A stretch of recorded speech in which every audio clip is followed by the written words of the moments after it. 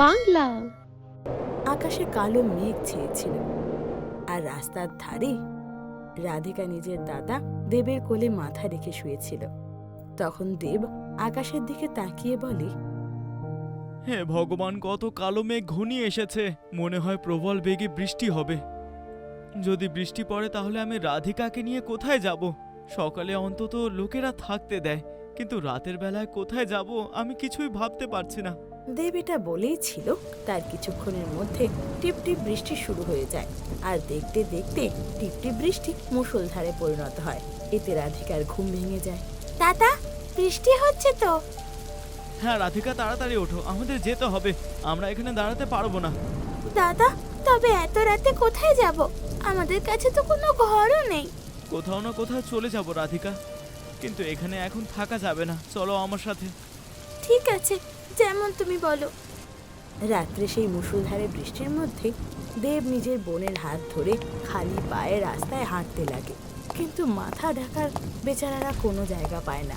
তখনই দেবের নজর আখের রস বানানো মেশিনের ওপর যায়। রাধিকা, ওই দেখো, আমাদের দুজনকে ওখানেই যেতে হবে, তাড়াতাড়ি চলো।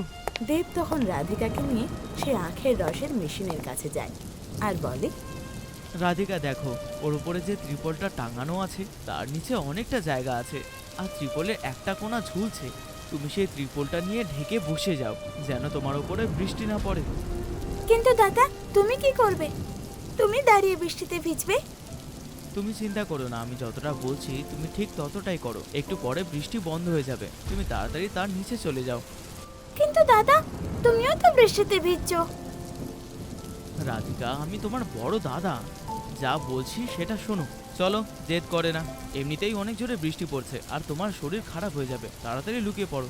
দেব তাড়াতাড়ি রাধিকাকে সেই মেশিনের নিচে ত্রিপাল দিয়ে ঢেকে দেয় আর নিজে বেচারা বৃষ্টিতে ভিজতে লাগে।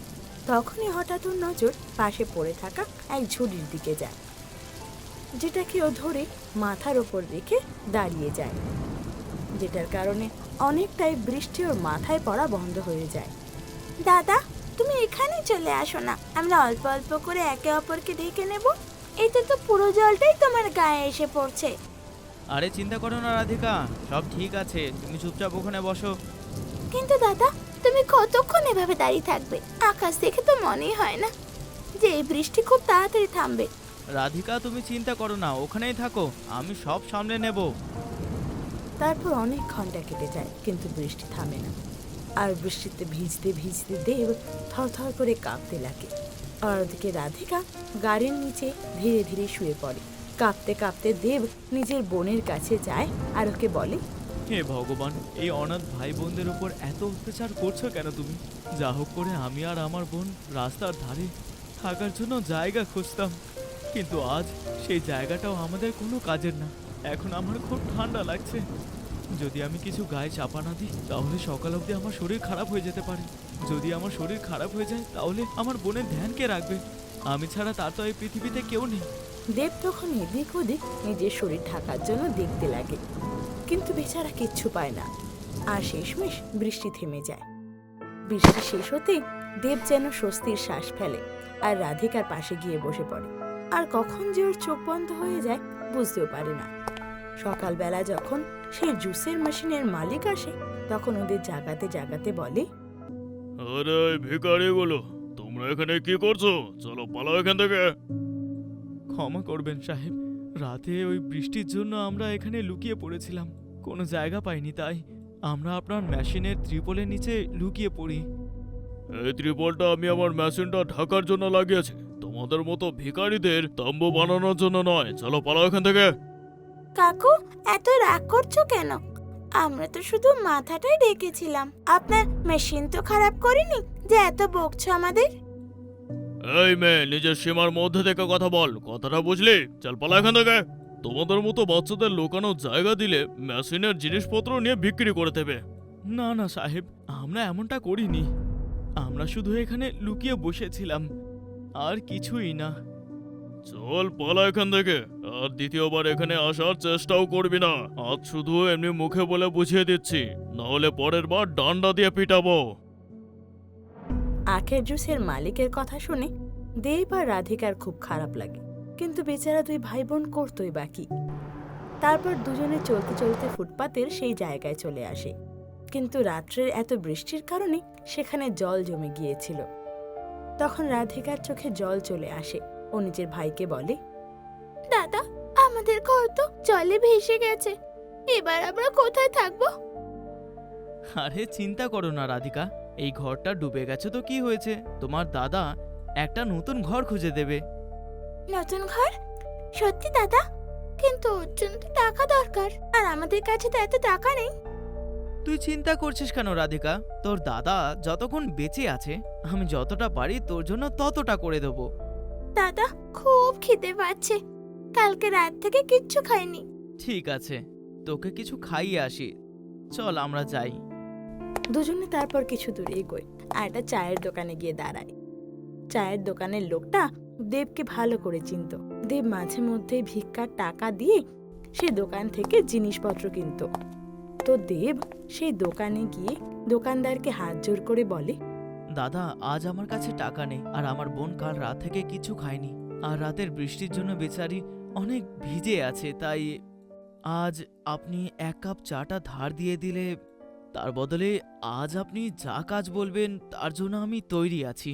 একটা গরিবের সাহায্য করে দিন। আরে দেব, তুমি এমন করে বলছো কেন?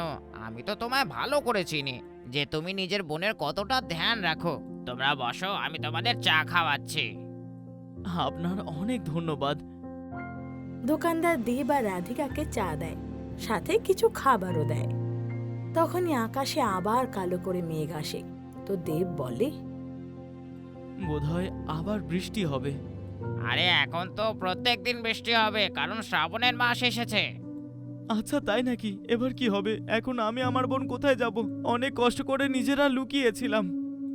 আপাতত তোমরা আমাদের চায়ের দোকানে থেকে যাও, এখানে তোমরা ভাই বোন ভিক্ষাটা পাবে না, কিন্তু রাতেরটা আমি কিছুই বলতে পারছি না।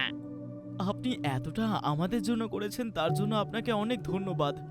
দাদা, যদি মা বাবা থাকতো তাহলে কি এরকম হতো? না রাধিকা, আজ যদি ওনারা আমাদের সাথে থাকতো এই দিনটা আমাদের দেখতে হতো না। তাহলে মা বাবা কেন ছেড়ে গেছে? ওরা কি আমাদের পছন্দ করতো না? না রাধিকা, তেমনটা নয়, ওনারা আমাদের ভালোবাসতেন, কিন্তু ভাগ্য আমাদের আলাদা করে দিয়েছে, আর ঈশ্বরের ইচ্ছার আগে কারোর তো কিছুই চলতে পারে না, তাই না?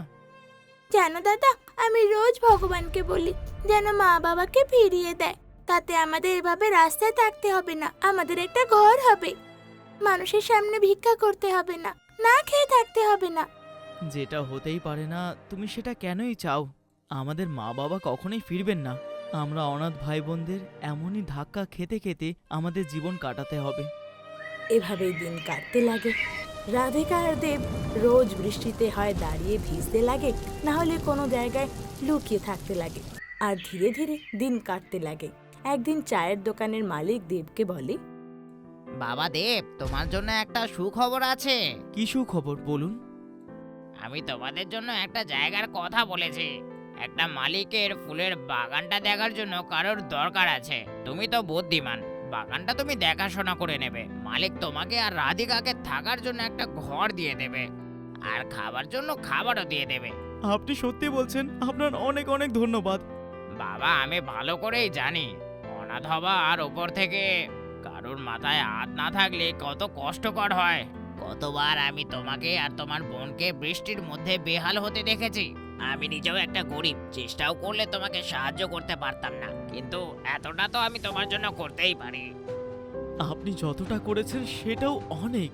এখন আমার রাধিকাকে বৃষ্টিতে ভিজতে হবে না, আর কারোর থেকে বকাও শুনতে হবে না। এভাবে চায়ের দোকানের মালিকের সাহায্যে দেব একটা বড় বাড়িতে বাগান সামলানোর কাজ পায়, যার পর থেকে এতদিনের মাথা ভরা বৃষ্টি সহ্য করার পর শেষমেশ ওরা মাথা গোজার জায়গা পায়, আর দুই ভাই বোন সুখে শান্তিতে থাকতে পারে, যার পর থেকে আর কখনো বৃষ্টিতে ভিজে দিন কাটাতে হয়নি। যদি আমাদের ভিডিও ভালো লেগে থাকে তাহলে ভিডিওটাকে লাইক আর চ্যানেলকে সাবস্ক্রাইব করে দেবেন, বন্ধুদের সাথে শেয়ার করতে ভুলবেন না, আর হ্যাঁ, বেল আইকনও প্রেস করে দেবেন।